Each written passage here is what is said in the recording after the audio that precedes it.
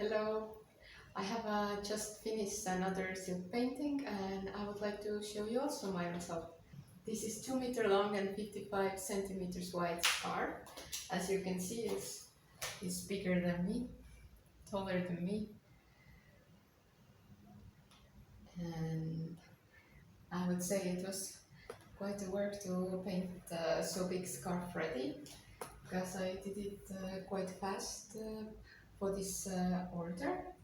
And in the middle I use emerald green and turquoise blue, and in the middle of those two colors I applied one line of just pure water and then a lot of salt.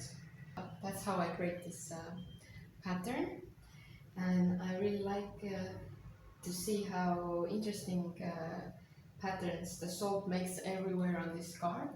And about the flowers, those are orchid flowers in both ends, so if you wear the scarf they will be nicely on two sides. This is one of those orchid flowers. Right now it's upside down as we turn the scarf like that, and I really enjoyed painting those lines inside of the very delicate flower petal, and I like to make a different shape of colors also inside of the flower to make the pattern of the flower comes out more.